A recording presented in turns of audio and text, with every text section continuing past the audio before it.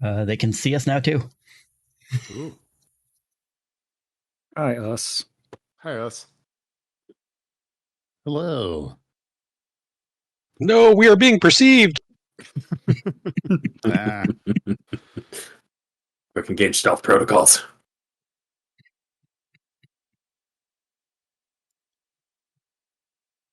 Well, as you can tell by both of those voices, neither of those two non-pot against the machiners are Izzy. Also, who's controlling this portion? Because I'm still nose goes on this one, even though I'm currently talking.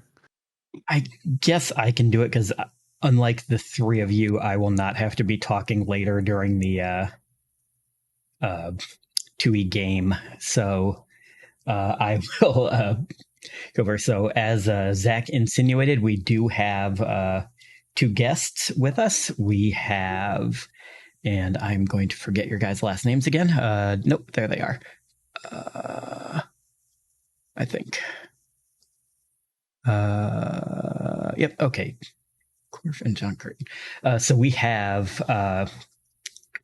Jeremy Corff, and if am I pronouncing that correctly? Is it Corff or is it? No, that's right. It's very simple to pronounce, just like it's spelled. Okay, I just wanted to make sure. And John Curtin. Yeah, not to be confused with World War II's Prime Minister of Australia. I don't think we're related. Is it spelled the same? It's spelled the same. I can try to import like a Curtin University like hoodie, but it seems like a little too much effort. But the two of them are freelance writers who have done quite a bit of stuff with Paizo, as well as several other ventures on their own. And actually, you know what? Instead of me talking, I will let you two introduce yourself to start us off, because you will do a better job of it than I will. John, do you want to go first? No, you just lost nose goes. You got to go first. He's got the nose. Oh, all right. Yeah, I've been gaming for longer than I'd like to say, and have been writing for Paizo off and on for at least 5 years now. And addition to that, also done a whole bunch of work for Legendary Games and some publications on my own. Let's see. Most recent thing that's been announced would be I contributed to Battle Cry, which is coming out next year. Great. And hi, I'm John Curtin. I started shitposting the Starfinder Facts account back in 2018, which led to me starting to do Paizo work in 2019. So we're coming up on 5 years of freelancing. I've got a good chunk of like the Starfinder First Edition hardcovers that I've contributed to. There's half of a Starfinder Society scenario out there. There's a whole Pathfinder Society scenario out there. With my name and madcap designs on it. I can't tell you what I most recently worked on, but I'm very excited to be able to. Coming soon, all my best work's under NDA. And yeah, when I'm not doing Starfinder stuff, I've gotten a couple of D&D third-party products out there. I helped contribute to one of the Transformers RPG books, which is pretty cool. A little different. And I'm really excited about second edition. I'm just going to put that out there. It's going to be awesome. It's making me learn the Pathfinder second edition rules way better than I have. So, yeah, really excited to be here. For real. For real. So we are basically just going to kind of talk with you guys about Pathfinder and Starfinder, and maybe just kind of some generic, as I squeeze my thing directly into the mic, some kind of more kind of generic TTRPG writing. I guess since I'm hosting, I'll start us off and ask the first question. And I think it's going to be the one that I've kind of thought of the most when I've tried to rack my brains for something to ask, is the ease or difficulty in writing things, especially as far as like the new playtest goes, with how integrated Starfinder and Pathfinder are now, that like something that's one kind of has to work with the other. And has that led to any kind of like anything that you've had to think of that you wouldn't have before, as far as like making things that are compatible? Yeah. Anyone, do you want to start, Jeremy? You have any Oh, thoughts? sure. I feel like it's a double-edged sword. So on the one hand, it's nice to have so much ground already covered, so you can look at, well, how did somebody else handle this particular problem? So that can be quite helpful and make sure that you're, sticking to standards that are already set. On the other hand, you also run into the issue of, well, there's a lot of ground covered. So if I want to do something like this, I have to see, has somebody already done that? Is what they've done considered canon? I can't, change that, or is that something where there's some give? So, I mean, it's good, both good and bad. That said, even with as much ground as covered in PF2E right now, nowhere near as much as what was covered in PF1, when Yeah. any of us started writing for it. Yeah. And I think that one of the things that I'm excited about is that because of the ground covered, like, so I'm sitting there, I'm like, ooh, Eox. I'm like, great, I'm just going to take the Book of the Dead and I'm going to give it lasers and it's going to be fucking excellent. And, like, it's perfect for that kind of... am I allowed to swear? This is for the children, but Yeah, are the no. I love children it. here? Great. The money is going for the children, but we're fine with kind of like high Kids, level don't learn that PG-13. word. It's a bad word. But yeah, like the ability, I think one of the things that I've really liked about the playtest materials too is how they're leaning into the magic side of Starfinder more. I think first edition was very tech heavy until they were making deliberate efforts to expand that. But I think that we're going to have one of the first adventures be really heavily invested in the ghost levels and that sort of occult like overlap. I think I haven't gotten a chance to dig into Empires Devoured yet, but I think the Sahedron Guard is bringing a little more magic to the Aslanti Star Empire too. So we're taking the magic dial, we're cranking it up, and we're continuing to explore that space in between the tech and the fantasy. Sorry, my 15-month-old is screaming for my attention through the door. Yeah, I mean, that is definitely one of the things that I was more excited about Starfinder Enhanced. I maybe have some of the least experience playing Starfinder, but the little bit that I did, I played a Witch Warper. I felt like that class could have deserved a lot more love. I got implications around the playtest and Enhanced that it did. I did also want to quickly, because I had a similar question to Gero in the beginning. I did want to quickly ask before we moved away from that and into the kind of the magic aspects of this, is that so do you feel like it's more of an emphasis on compatibility with the engine of 2E than balance, right? Like those two things aren't necessarily thought about in like comparable worlds of balance of power as much, or is that being considered? Because I know that's a lot to like weigh on your shoulders. Like Jeremy sort of intimated there's nothing new under the sun was a big feeling in PF1E. So like in 2E, yeah, I guess I'm interested like how much of the bounds of like this has to stay within a relative power scale to what happens inside of Pathfinder governs choices that you've made, or if it's literally just compatibility of the base engine. Yeah, because the base engine remains the same throughout. And I think that one thing that we, like Pathfinder 2E is, from my experience, a much tighter numerical system than both Starfinder and Pathfinder First Edition. Like, Starfinder said, okay, we'll put some brakes on, while Pathfinder 1 was just like, I bet you can get a plus 80 by level 1. It'll be fine. What's the worst that could happen? Look at a door. It pops open. It's easy. So with the numbers being tighter in second edition, I do feel like there's almost some of the pressure taken off. Because I know that if I'm like writing a +5 bonus, I'm like, well, that's wrong. That's far too high. I've made a huge mistake here. And I think that because the numbers are smaller, it does make it easier for a developer to go through and say, oh, dear God, no, I can't release this into the wild, /// and cut those things down. So I think that, and as someone who has spent a lot of time in Starfinder First Edition and is pretty new to the Second Edition engine as a whole, I'm definitely learning those sort of mores and rules as I go along too. So I feel confident that other people are more experienced in it than me and can sort of be like, John, No. If I really mess up, but what do you think, Jeremy? I mean, definitely the same thing on the numbers. Like, I mean, you just know, like, if it's got more than a +1, I mean, I'm already pushing the dial pretty hard there. But in addition to that, I feel like there's also kind of a freeing element to that because, I mean, you're outside the realm of, well, this does a +2 to strength and +5 to dexterity. You know you're not going to do that. So how else do I make it interesting? You have to get more creative, and I think that actually adds to the game more than takes away. I think And learning a lot of the traits and a lot of the new conditions is sort of the direction that I found myself going when I've been working in the second edition engine. Because like putting those you're sticking for a round is a lot different than it is.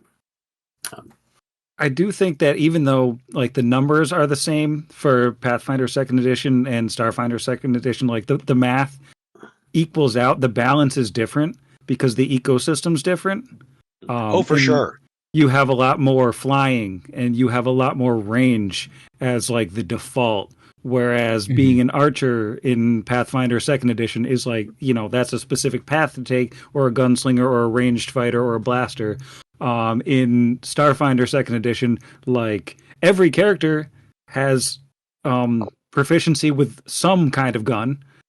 And, you know, so everybody can do 1d6 fire if the chips are down at 800 feet away or whatever it is. Yeah. So, you know, things are, and I think in that way, like the achieving the balance is different even when the numbers are the same.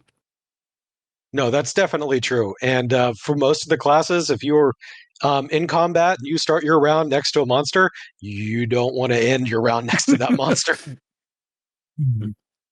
Yeah, it was kind of crazy or like interesting to see like Sheeran get flying at level 1, where that would, like Sam referenced in a pretty like pithy way, that would completely skew the balance of power inside of PF1E, for example. Like even the funny times that I've played characters that had inborn flight, like a game that Jeff played, it can really throw power balance up to like level 7 or so.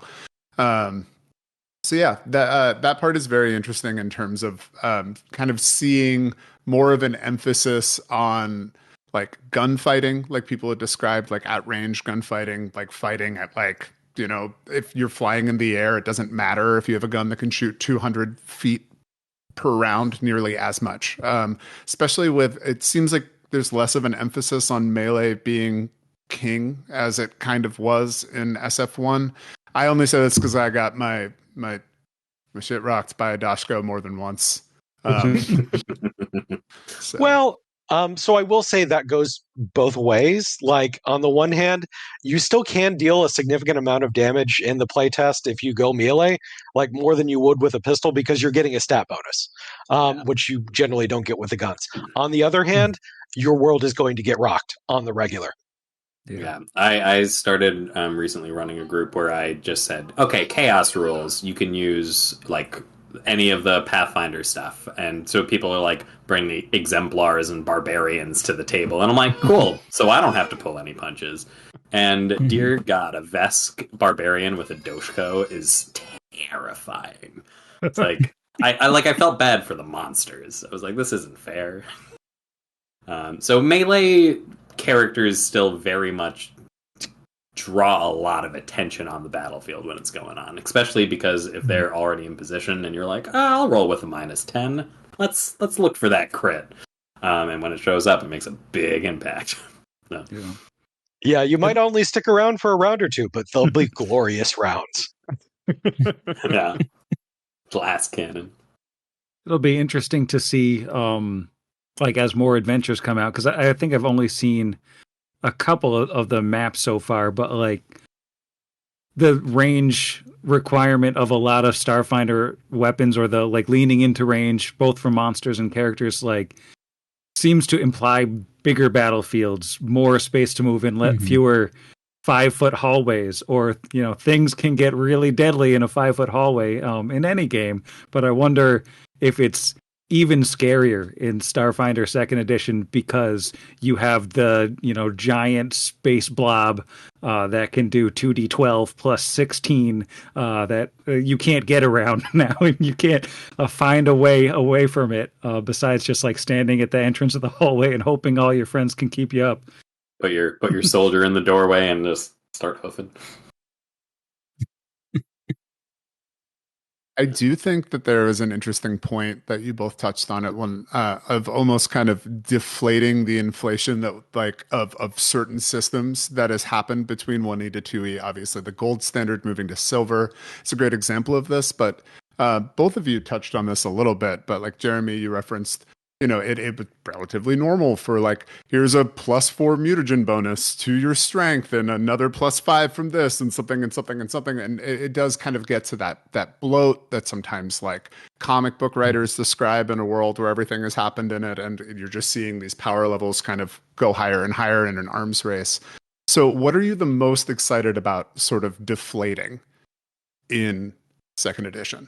Kind of bringing, because I mean, a great example for me, for example, is like making the statuses much more intense than they were before. Mm-hmm. Like having statuses be a little bit more debilitating, certain statuses be a little bit more debilitating in Pathfinder 2E was really interesting to me. Like poison, for example. It actually matters when you're sickened now or frightened. Like it's something that can actually affect the combat. Yeah. Even, like you said, even dazzled. Like, when that -1 is actually important.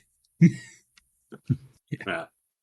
I think the thing that I am excited isn't like the right word, because I like cut my Pathfinder teeth in a particularly depraved community that was like, here's going to be my character, and when we're done with the game, I'll go through and do like the debrief on how many levels of like barbarian in the specific inquisitor like subclass, and like I have this one item that the entire build hinges upon, and that's why my fighter can hit people 20 feet away when he whirlwind attacks. And I was like, you monsters, you sick monsters. And the only time that I ever like went full on was I made an Oracle Bard Pathfinder Chronicler that like 90% of his character was powered by charisma.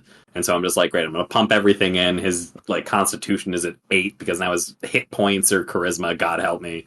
Like insane stuff. And so like on the one hand, there's that part of me that's going to miss making these like very bespoke abominations for my games. And on the other hand, as a GM, I'm like, awesome, I don't need to know 50 books, and I don't need to like red flag if anyone shows up with something out of Halflings of Galeria and I have to like start pulling my hair out. Like it's all like much simpler as a GM to go, yeah, I trust that this is balanced, so sure, go ahead and do it. So that is the double-edged sword that I'm excited to have sheathed. Yeah, it certainly makes balancing encounters much easier. I will say, like, speaking to status effects and things like that, what I like about the PF2E engine is that you can apply something like Sickened or Dazzled, and it will make a difference for that combat, but it also doesn't stick around. Whereas, like, if you're going to apply one of the statuses in Starfinder that matters, like, say, Radiation, you better be careful, because that is going to wreck somebody's whole character, maybe for the rest of the game, or they may just die. That's a good point. That actually is a good question. Having not done a lot of the playtest, are the diseases in Starfinder playtest still as brutal as they were in Starfinder? Because the disease tracks, the way they changed that from PF1 to Starfinder was by far like the biggest player killer of a lot of stuff I saw, was like getting a scratch from an alien plant, and like it's like, well, this character is going to be dead in 2 days and there's nothing I can do about it. Have they toned that down any, or is that still one of the more dangerous issues? John? I will be very frank and say that the affliction rules are one of those things where I'm like, am I actually dyslexic because I cannot like wrap these around my head? So I don't know. I can't tell you. I don't have that like in my head as a GM yet. So I can tell you. All right. So poisons and diseases. Poisons and diseases in PF2E are bad. They're also very, very bad in Starfinder. So no, they're just still as deadly. Yes. Still just as deadly as in Starfinder first. There it is. And Don't in get fact, such. like after the combat's over, if you've still got poison or disease, you might just not make it. Mm-hmm. Yeah, that's some Well, there you go. Don't dump Constitution. Pathfinder first, or I mean Starfinder First Edition was like if you got diseased during a combat and you weren't lucky enough to have a way to cure that right away, you were kind of out of luck. We're Yeah, the play persistent damage in PF2 is a character killer by far. You sit there watching your players trying to make that flat 15 and yes, and feeling badly, especially like a bleed saber. Ugh, yeah. Yep. No. Now, that said, Starfinder is a little more forgiving in terms of like how much healing you can apply. Unlike, say, PF2E, you have some options in terms of like spray flesh and things like that. So you can apply medicine multiple times. You maybe can save them. Mm-hmm. Yeah, some of those technological solutions being able to just like stim pack, go. Yeah. I think makes a tonal difference for sure. Yeah. And I guess that makes sense between a sci-fi game and a fantasy game. Yeah. That actually because that's the thing. on... Like science fantasy it's gonna be more advanced. Like you said, it's gonna be it'd be unrealistic almost to have it be as hard to recover from something as in something that's like a pure fantasy. Yeah. I was actually going to ask, like, what is it like switching gears between, a lot of us do play inside. You can reference, like, some people describe it as a Tolkienian fantasy. Like, some people describe it as, like, a, pan-European, as it's expanded outside of being so Eurocentric. But, like, you know what I mean? There's, like, certain themes that are played within. But more importantly, it's a known quantity. It's a known sum. And now, of course, magic allows us to sort of augment that. But when you're writing speculative, sci-fi, when you're not only dealing with how difficult it is sometimes to run real world powered by the apocalypse or D20 games where your players have access to the internet, that alone changes, just in general, the kind of power dynamic between characters and players sort of existed before that. How do you, what do you struggle with, if you do at all? Maybe you are both just fantastic at this, but like, how do you deal with that sort of unknown quantity of like dealing with future technology, writing sci-fi style adventures in a world where like it's almost like there's a comfort that's given by the delimitation of form of like this is what's available and this is what's not available. But like one of the things that I guess blew my mind first playing Starfinder is I'm like, holy shit, I could just go on the internet. I could ask like whatever Starfinder. I could go to Stack Exchange and solve this problem in like 3 seconds. You know what I mean? So it's like, yeah, it is. What is that like for either of you taking that on? Yeah, trying to like write against the convenience when you're trying to make challenges. Exactly. Yeah. Yeah. I mean, as soon as you go on like an alien planet, you're like, yeah, where's the Wi-Fi? Yeah, go ahead. Try that info search. You don't have the password. They've all been dead for thousands of years. And so like just I'm someone that leans into like very logical consequences when I'm trying to think something through, and I'm like, okay, if they're going to run into this problem and they can't get on the internet, what are some other ways that they might find their way around it? Because that's the other thing, is we can't just make it obstructionist. We also have to try to build a way for them to solve the problem. So sometimes it's as simple as, I don't need to worry about this because anyone with an int of 12 is going to like go on the infosphere and they're going to look this up and that'll be fine. So just kind of like leaning into it. And as we all know, there are still problems that like advanced technology doesn't solve. It has a certain limit to it. So then you just make whatever the problem is and you crank it up a little bit and you say, oh, it's magical radiation instead of just normal radiation because we're in a sci-fantasy setting. So it's hard. Good luck. And then, the challenge is out there.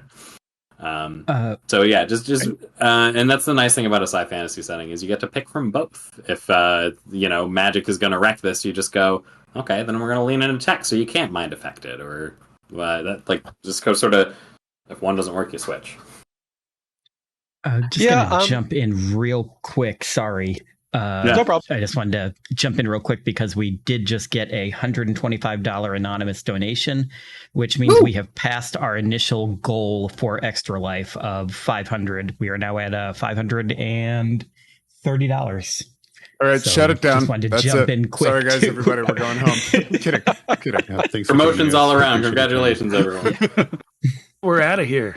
It's been real, everybody. Yeah, can you drop the mission accomplished banner over all of this at this point? It just rolls down. But no, thank you for that donation. That's amazing. And sorry for the interruption. Just wanted to acknowledge that we just got that. No problem. That's great. That's why we're here. Trying to recreate my thought process. Right. So what I was going to say, I mean, in a way, like, in the pure fantasy setting, yes, like you can be sort of simpler in terms of the challenges, but also you have to remember, like, there are all these spells out there, and you do your best, but there's no way you're going to remember every single spell from every single tradition. There may be a perfect spell out there that would solve that problem that you just made. So, but the other side of that, and I did this in the Starfinder Society scenario I wrote, is sometimes it's just a matter of time. One of the challenges I put in that adventure was there's a kitchen fire. It's a grease fire. How do you solve that? The solution is easy, but you'd be shocked how many times players don't go for that. Was that Gifts Ungiven? It was. Okay, yeah. Play that, by the way, if you're watching or listening to this. It's like a low-level Starfinder adventure that is holiday themey. Cool. I hope it's fun. I had fun. We had a question from a member of our audience with the very apt name of Finder of Path and Stars, who was interested in knowing if either of you have heard if the PF2E stamina optional rules have been looked at much as far as Starfinder 2E, since stamina was such a big part of the original Starfinder. I have not seen it it hasn't come up at my tables. Although we did have a lengthy discussion on it, and I was just like, I'm still learning the Pathfinder hit point rules. I'm not going to add the Pathfinder stamina rules yet. And one thing I've noticed is that Pathfinder 2 seems to just operate under the assumption that everyone's going to be taking more damage. Your casters are less squishy. Your big meat shields take more damage. And so the healing is kind of stepped up to meet that. Mystics, oh my god. Yeah. Like, so much healing comes out of a mystic. Oh. So with that in place, I haven't felt like I'm really missing stamina. And stamina, like, really changed the pace of Starfinder First Edition compared to, like, Pathfinder First Edition for me. Because you would get in a big fight, and then everyone's like, can we take 10? Can we please take 10? I'm just going to get myself back up from, like, half back to full. Whereas in Pathfinder, it's kind of taken the JRPG approach where everyone just, like, huddles up and slams healing potions and uses the healing skill until everyone's back to full. So I haven't missed stamina yet, but I also haven't, like, dug into it. Kind of like that, like the whole thing of, like, stuff like you said, like the heal skill in that in 2E has kind of taken more from stamina in Starfinder than it did from any of the 1E types of healing. Like, it feels more like that. Like, taking the 10-minute rest and patching yourself up feels a lot more like the stamina system from Starfinder than it feels like anything that was in 1E. Yeah, I think the big thing now that you don't have to spend any money to do this massive between encounter healing. I mean, it's something that grew out of Starfinder. Yeah. Because I feel like getting away from, like, basically the happy stick healing was a huge portion of, like, 1E to 2E attunement, all of those ups and downs we had together dealing with that. But yeah, no, I think that, like, that emphasis on battle medicine, the heal skill in 2E that you will watch me botch using just in a couple hours. I am definitely the least experienced in 2E that's going to be playing that game later. It's going to be great.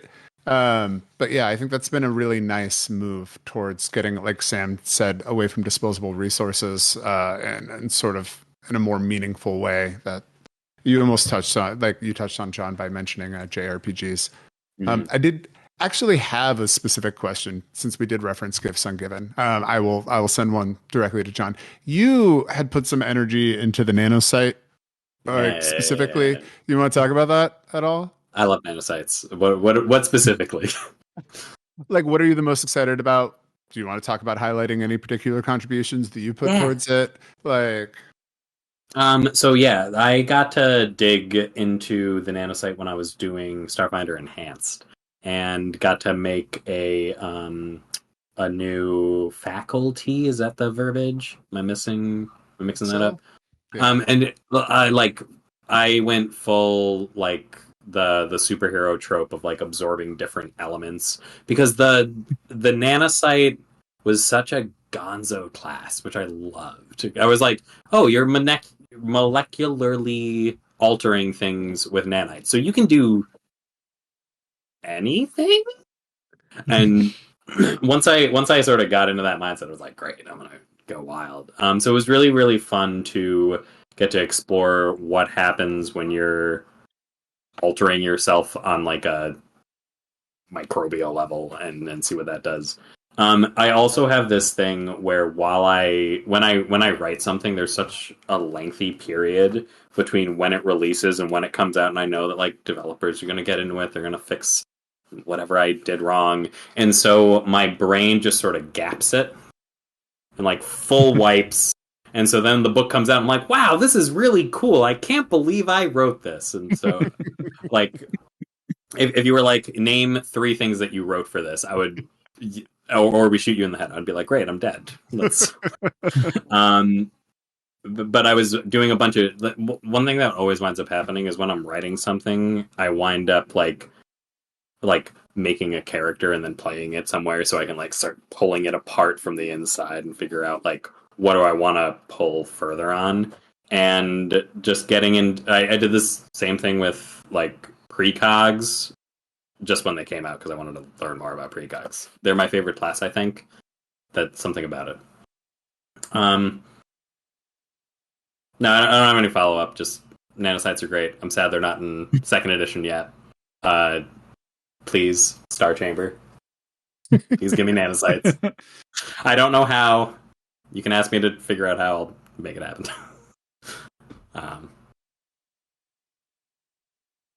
Well, yeah, thank you. I literally cannot wait. I spent a minimal amount of time doing some research into this, but I probably spent about 45% of that reading about nanosites. So I was like, this is pretty. So more general question. Let's pull back a little bit. Obviously, Starfinder, Lancer, we have some relatively popular kind of TTRPGs that exist inside of the sci-fi, sci-fantasy realm. What is your favorite? And is there one that you want to play that you haven't played yet? Jeremy, you take this one first. Oh, okay.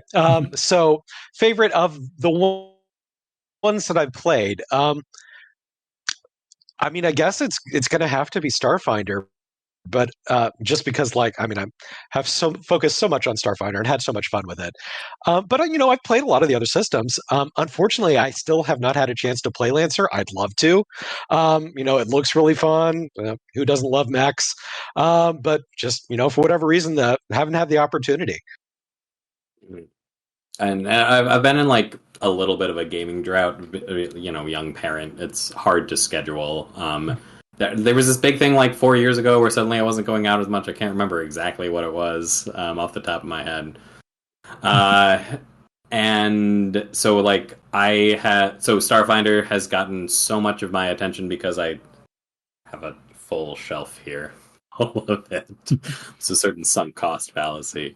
I've been finding myself leaning more into just some of the lighter games, and I'm losing the names off the top of my head, but like something where you're just rolling like a couple of d6 in order to facilitate that sort of storytelling component.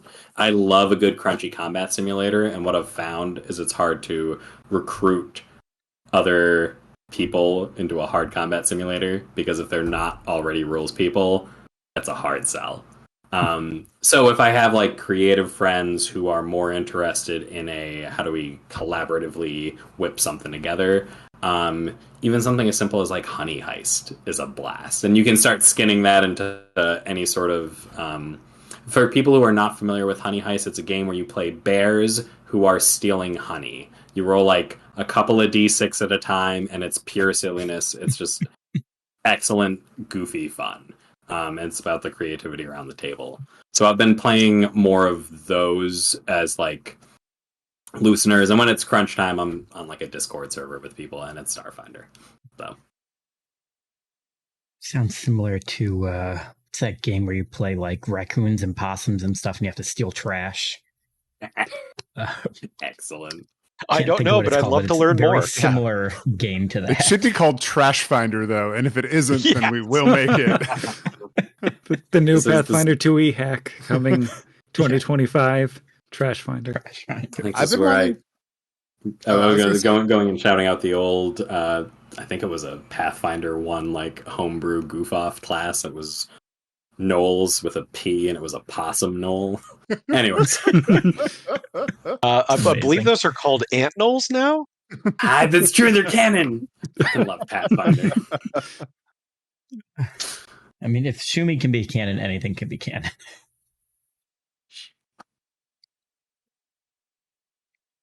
Wait, I guess that's my counter question. What is the thing from Pathfinder that you're so excited to throw into space? Ooh. All right. So for the longest time, I've been like, you know what? The Sky Cities of Co and stuff like that. Like, there's no reason one of those couldn't have just gone straight up. They're gone now on an Age of Lost Omens, so there's no reason why you couldn't just find one floating way out on the edge of the Pact World system. I'm like, I want to write that someday. Uh-huh.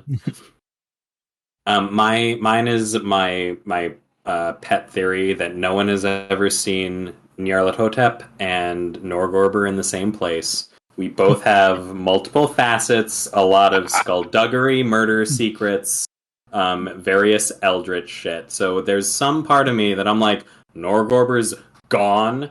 Really? Don't believe it. Goat of 4 faces? I mean, come on. Why limit yourself to 4 if you're already at 4? I only have 1. If I have 4, I'm gonna be like, what's 6? What's 30? What's 1,000? Yeah. Yeah. You know. So, I'm watching you now, Hotep. I don't believe it. I got one for you guys that made me think of, actually. And I'm blanking on... The problem is I'm blanking on the name of the god of magic in Starfinder. Nethys. Sorry, No, not stupid Nethys, joke the one on in our Starfinder. podcast that it is Yeah. pronounced Yes. Nethys. Yes. The guy that took over for Nethys in Starfinder, I saw somebody with the stupidest crack theory before, but I love it, and I've accepted it as my own personal canon until it's proven otherwise, is that it's Razmir, and he finally became an actual god, and he is now the god of magic. That's really good. I don't know, man. I feel like Razmir is the god of the 3 a.m. infomercial. Yeah, the multi-level marketing got, like, literally, you too can become a god. All you have to do is find 10 followers for me. Yes. And then we will, yeah. I think we're just describing Scientology. Could be.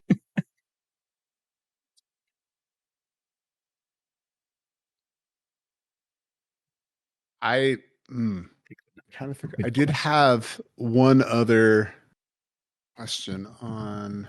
Oh, this is what it was. Of course. One Starfinder or Pathfinder 1E scenario, module, or adventure that you would love. And I mean, yes, I know we can convert, but you would have loved seeing birthed in the 2E rule set.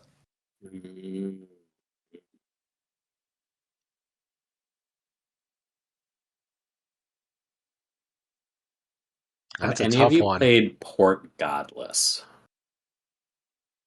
God, Okay, so it is set in Rahadum, the That's a no fun place. religion Yeah. like nation, and it is a like fort infiltration, and it runs stupid long. It's like 8 hours. It's far too long, and the entire like fortress, you got like a basement level and a main level, you have the infiltration leading up to it. It's all this like really excellent like setup and trying to like leverage your way in. And I think that the combination of like exploration and downtime rules, where so much has now been made explicit, would benefit like a big complicated scenario like that a lot. Lets you streamline things. Good answer. I also want to look that up because like Rahadoom is definitely a very interesting part of like the PF canon. Yeah, it's like Pathfinder Society. I want to say season 5. It's when you're going to war against the World Wound and you're recruiting allies from all around. Who wants to go fight demons? And a bunch of people sign up for some insane reason. Okay, I got mine. I can't remember what season it was, but it was one of the season specials where you end up going on a comet to rescue one of the elemental gods. And it is just the wildest, wackiest kind of PF1 adventure. And I'm like, I really wish, like, one, to have that in the PF2E system, and two, like, why couldn't that be a Starfinder adventure? Oh my God. Well, it can now as we share this engine.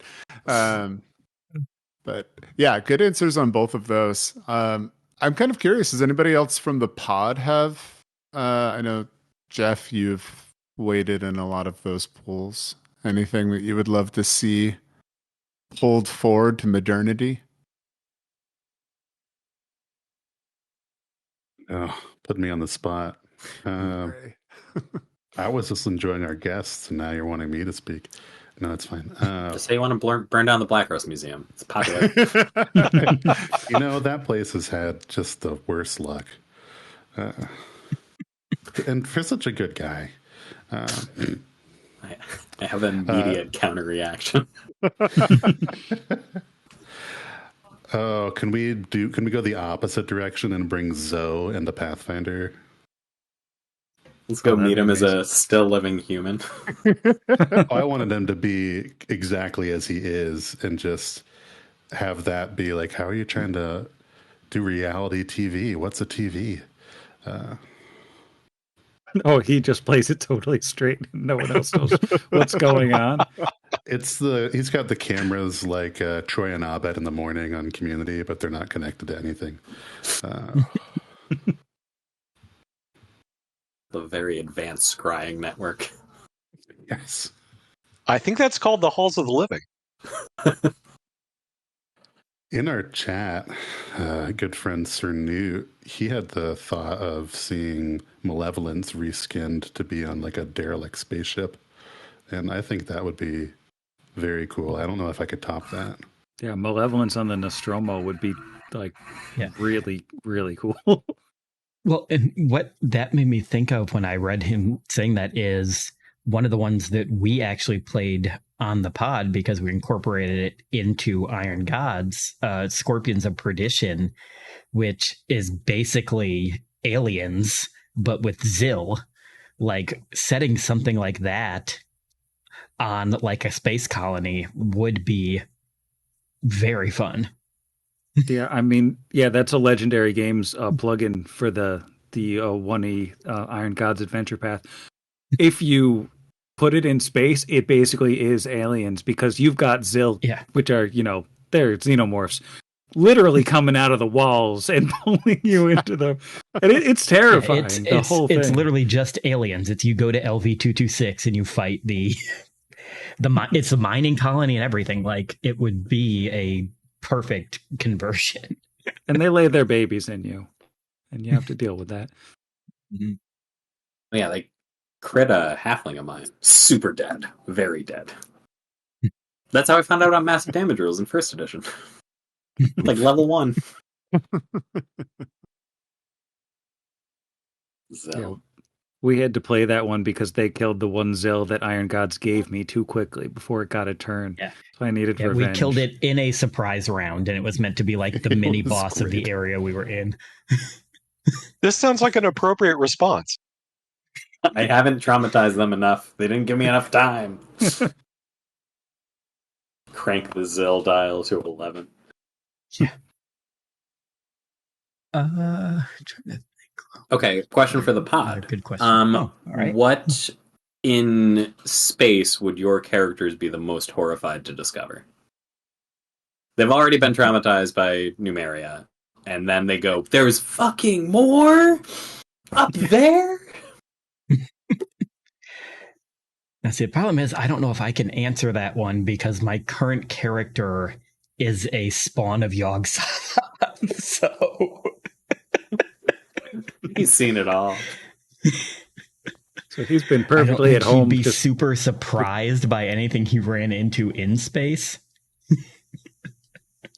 I know for me, at least my first character, I think the existence of the Aslanti Star Empire would just be like the more horrifying than any of the alien races of like, no, why are you just evil space Nazis? Yeah.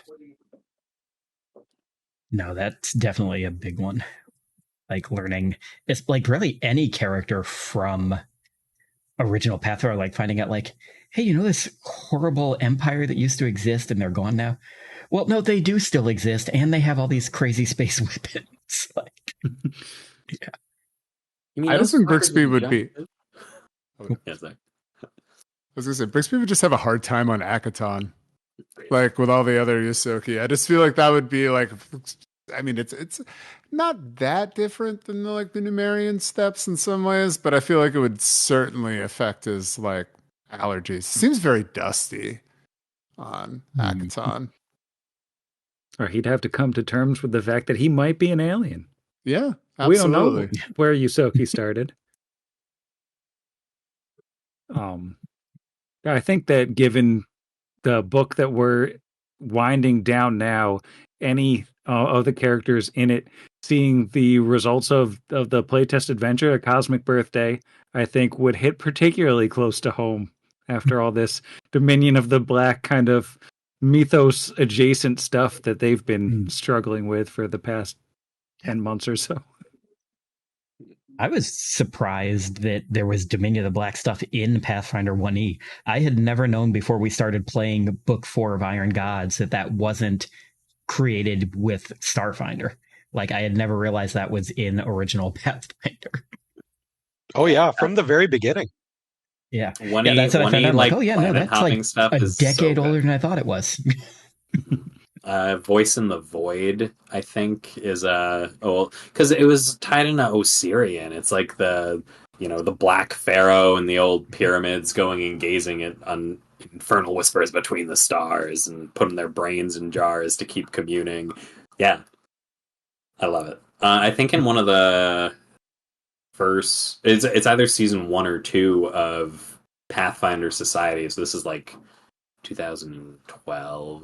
2011, you go to Akaton. You go through a portal, you're flying airships over there, you crash an airship, it's great.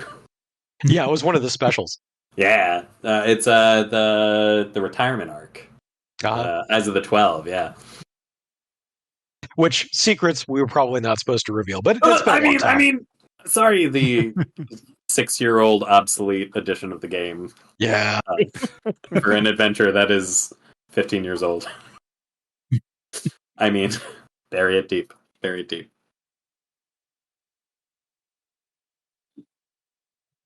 But yeah, if you play Eyes of the 12, it's amazing.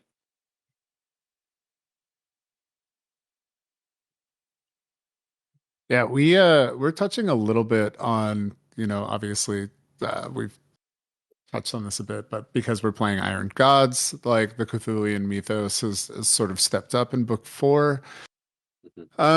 Let's see. What if you were to contribute one thing to the cosmic horror of Starfinder or Pathfinder, what would it be? And I already did a little.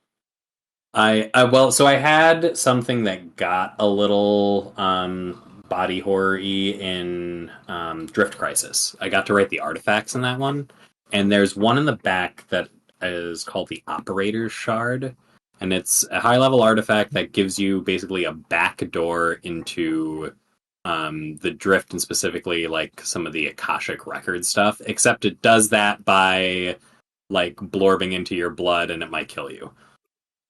So it's not like a great way in unless you survive. But if I was gonna, I mean, I already did the Masks of Norgorb or Nyarlathotep. Like, the more of that we get into, the more I'm gonna. I think that's my answer. Or we're starting to get back into the extraplanar elements. Dimension of Dreams. Let's go there. Let's start seeing what do people dream about in Starfinder, and how is that a problem? Yeah, that's actually where I was going. I was like, well, there's the whole Dimension of Dreams thing, which, I mean, you push further out to the edge, you get delaying, and there's something even beyond that. Yeah. And we're given every indication that the Dimension of Dreams is the home dimension to one of the Elder Gods. But with all that said, I think if I was going to contribute something, I would go back to the elemental plane of time, which is actually the home dimension to one of the other Elder Gods. Okay, incredible answer. I'll just write this down over here in my homebrew. I think the one thing that you really need if you're talking about like the Dreamlands is you need to bring in more cats that can jump to the moon. Cats from Jupiter. Yeah. I mean, there is just a dearth in interplanetary cat jumping, and it's a real oversight on Paizo's part. I'm here to call them out on it. I mean, we stole the rest of Lovecraft's toolkit, didn't we? Yeah. They're saving that one for number 300, Adventure AP Volume 300. You heard it here first. Introducing the cats from Jupiter. So speaking of things like Lovecraftian stuff and things like that, like as far as adding in, or like Scorpions of Perdition kind of being an homage to the Aliens franchise, what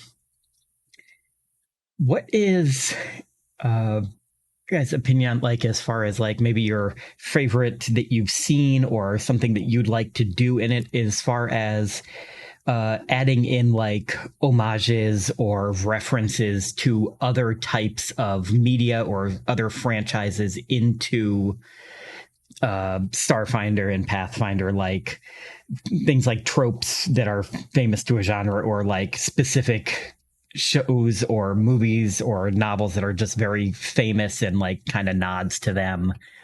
So what would be like things like either your favorite that already exists or something that you would like to add in if you could?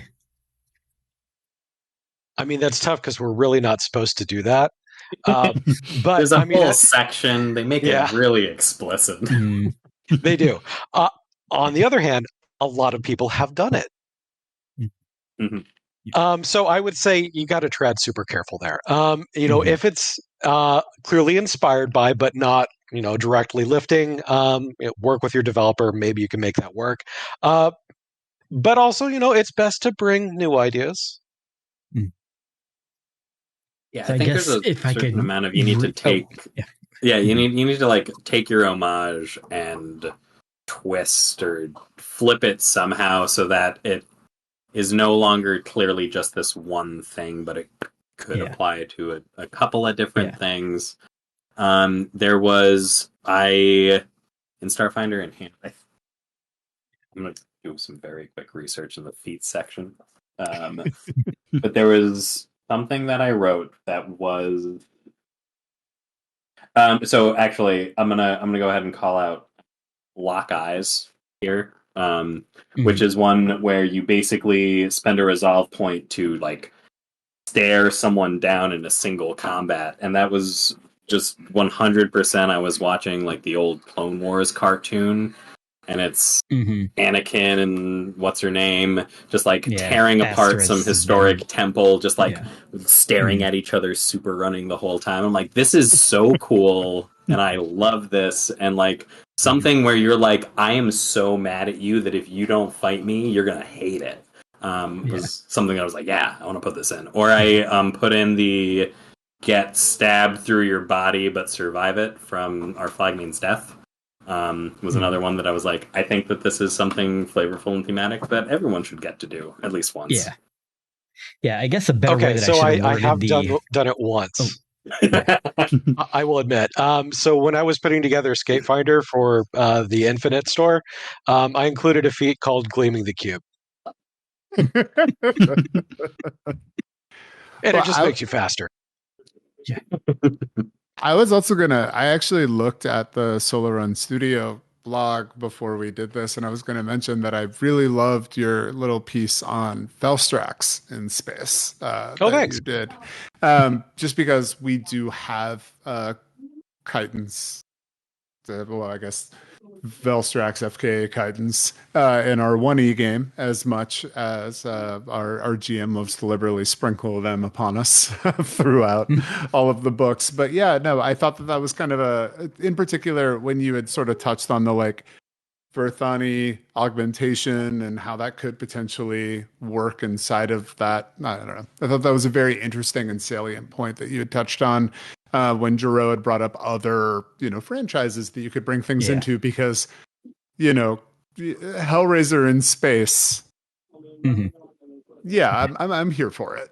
I mean, frankly. And like I was gonna say, I guess a better way I could have worded it is like kind of more tropes than specific franchises, I guess would be a better way to say it. Like, hey, don't like literally steal something from an existing thing or even like make too obvious of a reference, but just something like you said, like the stare down. Like another thing I think of is like that's also big in a lot of like old spaghetti westerns, like everybody staring each other down type thing. Like that's something that's not from one specific source, but more like from a genre or from a area of media. I will say, like, I think in tropes, it's hard to find empty space in at least first edition Starfinder, because they are so good at taking the kitchen sink setting and being like, you want to play Starship Troopers? Here's Attack of the Swarm. You want to play Hellraiser in space? We're going to do what's Signal of Screams? Is that the one? Yeah, that's the one. Yep. You just want like your vanilla deep space adventure, welcome to Dead Suns. You want to go in the sun? That's a different adventure path. Like they're so good at differentiating genre over at Paizo, and that was what made Pathfinder such an excellent setting. And I think when Starfinder, that's turned up to 11, because in Pathfinder, if you want to dig into like your Egyptian like vibes, you go to Osirian and you just sort of tunnel down. While here, if you're like, oh, I want to do cyberpunk, I have all of Aposte just sitting right here, one whole planet to work with. So it gives you a lot of extra wiggle room when you're playing in those tropes and those genres, which I think is such a gift for Starfinder.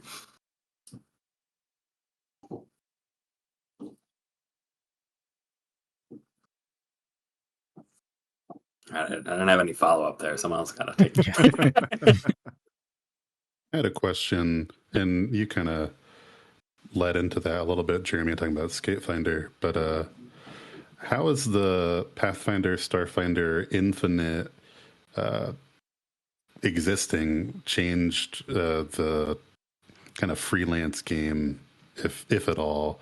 How has that sort of impacted the space? That's a good question, and I would say when you mention that, you also have to kind of include the death of Wayfinder, because it's kind of they're two sides of the same thing. Like for a long time, if you wanted to get into the development space, you didn't have experience, Wayfinder was where you went. There was a submission process, so you did have to build up your writing skills, but it was a way to get your foot in. Definitely the people at Paizo looked at Wayfinder. You could use that as writing credit. So that was kind of your in there.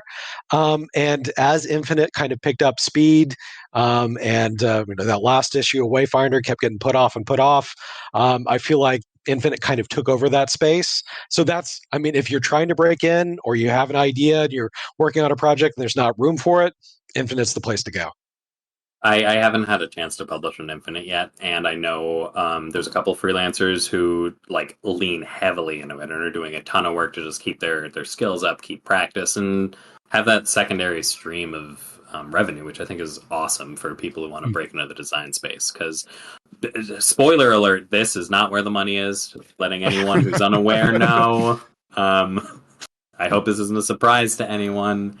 But like for people who it's about like the love of the game and they want to be contributing to it, Infinite is such a good resource. There's a couple of Discords that are very active in helping foster other people and get like involved. And I'll also say, with an extra shout out to Solo Run, that sometimes just like you can make a blog too. I submitted to Wayfinder a couple of times. I submitted to RPG Superstar a couple of times and never like quite broke through. And what did it for me was they couldn't stop me from just putting it on a blog. And sooner or later it got to a point where people noticed. So Infinite is another avenue for you to get your name out there. But as long as you're doing the work and you're putting it somewhere and you're pointing people towards it, the Paizo staff are people who really like to see what their fans are doing and see what especially the super fans who start to get into the game and make it themselves and see what they're doing. So if you put it out there and you tag people and you interact, you can turn heads. So, whether it's on Infinite or not. I think part of what makes Infinite also like a cool resource is there's a community that's built up around making stuff for Infinite. There's a lot of people who are willing to help. Yes. And like there are a lot of resources available to like I know like I was making one of the first Brian Identity adventure that we did. I was like, I want to publish this as an adventure on Pathfinder Infinite. I don't know what I'm doing. I went on the Discord server for Pathfinder Infinite. I got templates and I got help with formatting. I got advice, and they pointed me to Affinity Publisher, which is a lot better than Microsoft Word for making a PDF look nice. Just a little hint there, and like how to get all the little icons to work right and everything. And it's just like it's a really supportive community. And then there are a lot of smaller third-party developers also that you can build relationships with people, and like that's the kind of thing that can also lead to and talking to the people at Paizo, because they're in those Discords too. And that's why we love the system, because like Dragon Magazine, right? Like we love the system because this system is an expression of people that care deeply about this world, but also have had fan contributions that have grown it and ultimately created a whole separate thing. For folks that are watching or listening that are not familiar with that reference, that is one of the magazine's Dungeon and Dragon that existed in like the intervening time till like I think 2007. I can't totally remember off the top of my head. That a lot of the folks that are involved in Pathfinder were also involved in Dragon. So yeah, no, I think that like, and what made me originally think about this was Jeremy referencing Wayfinder, and then now how we talk about Infinite is that something that is really enjoyable about this community is that it has always been crowdsourced. It's always had sort of a kind of, our fork from 3.5 in that way. And I think that like how we lovingly maintain that as a community is something that really defines Pathfinder, because there was a lot of things that split off from the original TSR, but it's really just Pathfinder that has held on in the way that it's established itself. So it's good to hear that same kind of populist spirit exists inside of Pathfinder Infinite, just because Dragon to Wayfinder to that community production is what keeps what we all do so fun and so fresh. And for those of you who didn't understand the reference, magazines are kind of like books, but they were made out of paper, and you would get them in this thing called a mailbox that would sit outside. Or you could buy them at Borders, another artifact of the path. Thousands of years ago. Indeed. There were stores. Because all of chat is like, does Paizo only like hire precogs as freelancers? They're from some other time. Yeah, go back and look at some of the authors on Dungeon and Dragon sometime. There are big names back there. Right, absolutely. I love finding like popular authors who have like written credits out there. Like Chuck Wendig, if anyone's familiar, has like Mhm. Vampire the Masquerade credits buried back in the '90s. Stumbled across that, and I was like, "Whoo, that's fun." You don't even have to go that far back. I just was talking on Discord with someone about it is uh, China Mivel. I never know how to pronounce his last name, Yeah. but he wrote like background fluff for Pathfinder, which I had never known. I've read like 4 of his books, and I never knew that he did that. But like he wrote like something, I think it was for like the Inner Sea Guide or something like. And I'm like, I never knew that. I mean, on the one hand, I'm surprised, but on the other hand, not really. Yeah, you're losing me to Pathfinder Wiki right now. I'm doing a deep dive. That's amazing. Um, I'm also going to take this second to pull out one of the other Starfinder authors that James Sutter. People are familiar. I had a really, really great opportunity via Cat Rambo does some like writing classes, and James Sutter taught like a 2-session class on world building. That was so. A Nice. couple other authors will just use the term Sutterisms when they're talking about their writing, which is very specifically the art of writing like a 2 or 3 word hook for yourself for later. So when you're talking about like, yes, the planet of XL17 with its amphibious carnivorous kelp, and you never mention that again until you go back and you go, okay, what the hell does carnivorous kelp do? Like, what am I working with here? But just giving yourself the gift of take a couple of different ideas, just wed the words together, and then go and start to figure out how does that work and build out from those surprising connections was just like a great way to spend like a couple of hours thinking about creative writing with someone who has contributed so much to Pathfinder and Starfinder, and you can kind of see places that he did that within the setting and how then other authors take it, and you just get the beautiful weird stuff that makes us love this world. Sutter's book for Second Darkness, Children of the Void, was like one of the first ones that I think started to flesh out more of that like planetary system. Yeah. The back matter in that book is super interesting for sure. That is one of my like grail APs that I still haven't gotten to play yet. I really want to play Second Darkness with somebody yet. We do have some friends that do play it though. We should probably. Sutter's also the chief author on Distant Worlds. Oh, that makes sense. That makes a lot of sense. No, I can definitely see that. Which, if you didn't know, is the foundational document for basically all of the Pact Worlds. Mm-hmm. I have referenced Distant Worlds writing Starfinder. I love going back to first edition stuff and being like, okay, well, this is getting hooked in now. It's a particular weakness of mine.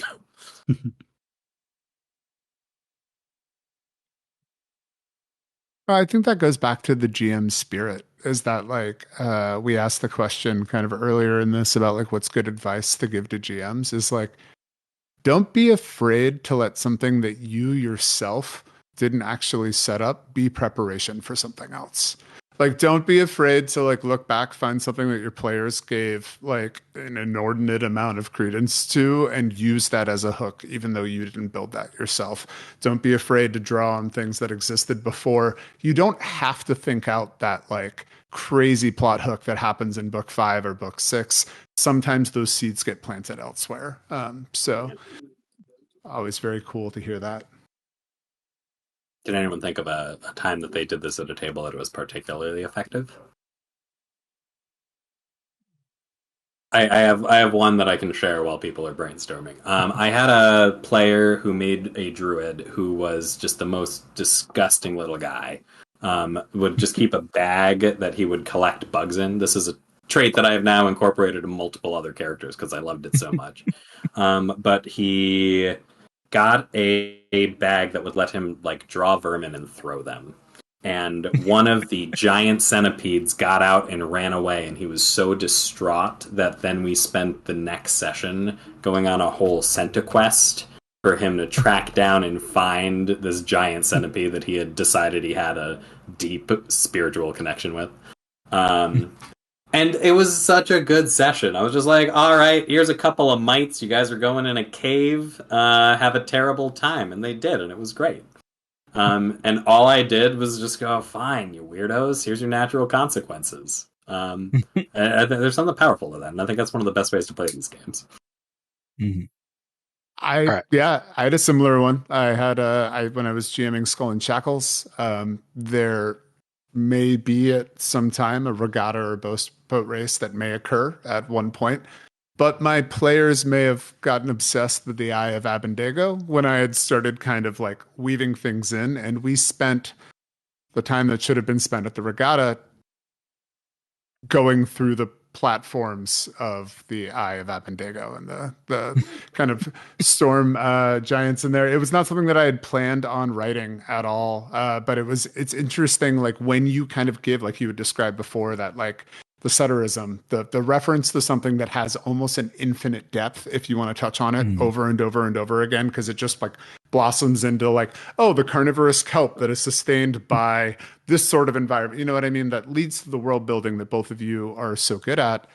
Yeah, it is. It's always interesting when you do have that sort of bi-directional relationship with your players, where they can also really tell you what is the focus of the AP, and sometimes it's not what's in the book. So, Skulls and Shackles is a particularly good one for going off rails too. I did that when I played that too. I ran before. I work at a library, and I ran a D&D 5e group for team patrons, and we went through Storm King's Thunder, and which is a fun little one. It's not the best written, but there is a little throwaway line in this city that you're protecting from a giant attack. There's a character in it that's a treant, and it's mentioned in like the little flavor text form, and I mentioned it because I read it off to the players, that like, oh, he was created like a century ago by a like elven druid, and that's the whole thing. There's no information given anywhere else in the book, any kind of back matter, anything on this character, but for whatever reason, like two of these kids were obsessed with finding the person that created this treant and like reuniting the two. So I ended up writing them in like as a character later in the adventure, as like just a little side thing for them to do. Like, okay, by the way, this person you found is the druid that originally created this treant. Like, you found him, like you can have this touching reunion. But it literally just came out of like a single line of flavor text that whoever wrote it clearly didn't intend to be anything. Yeah. So I've got two stories for mine. One is when I ran Dead Sons, I had one player who was really into apostate and drow, or well, we're calling them something different now, but void elves, we'll say.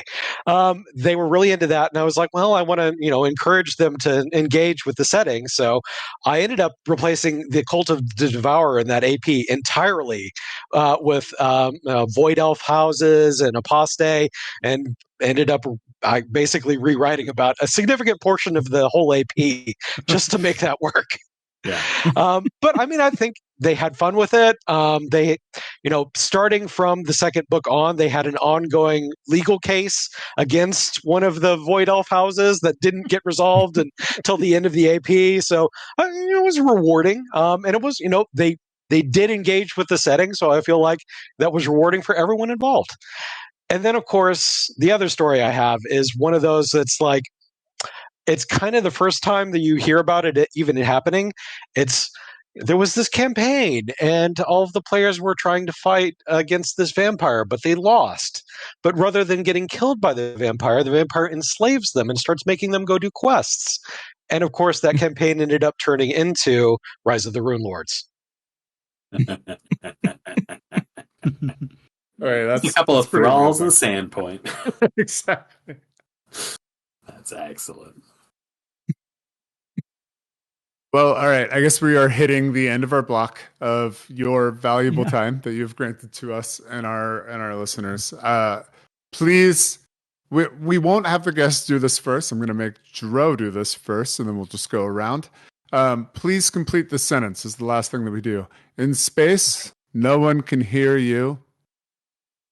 I mean, I'm going to take the lazy way out as somebody who watched the first 3 Alien movies at an extremely too young age and just say scream. Jeff. Beatbox. More was the so sad. tragedy.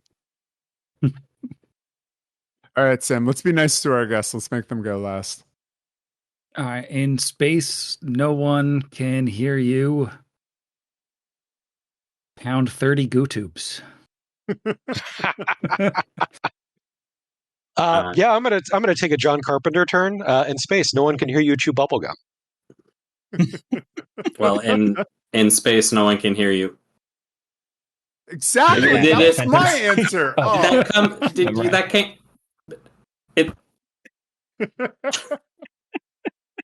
Man after my own heart. Indeed. Yeah. That is much just funnier than what I thought you were underlined. doing. I thought you were self-censoring Kit Kat. No, if I do that, I'll usually make the bleep sound. You'll know. Yeah. No, that was Jeremy, much smarter. That was much John, thank you both for coming. Thank you so much for having us. This Yeah, thanks for digital having us. gathering. Good luck against the machines. Thank you. Stay Is there strong. anything?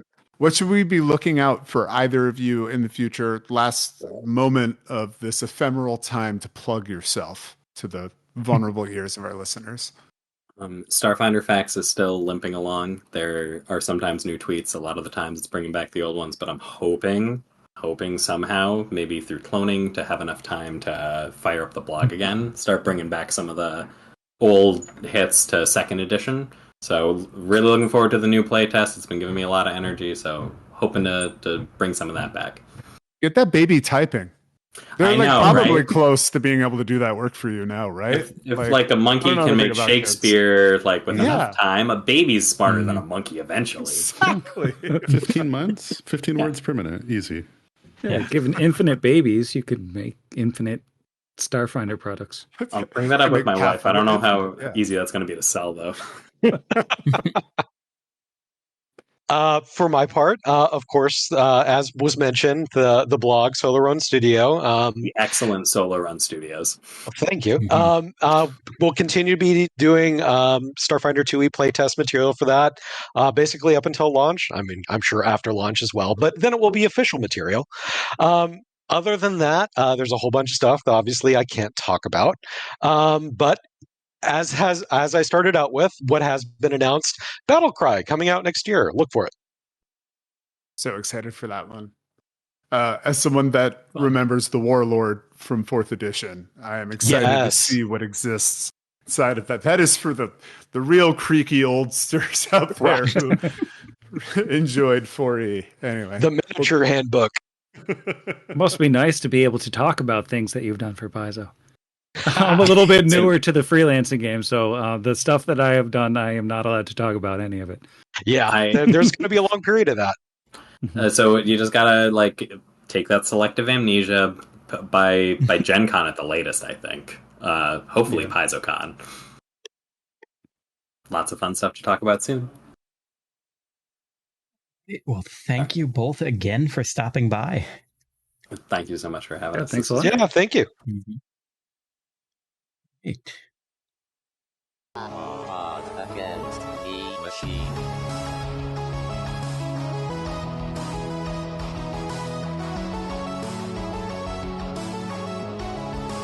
Against the machine. Against the machine.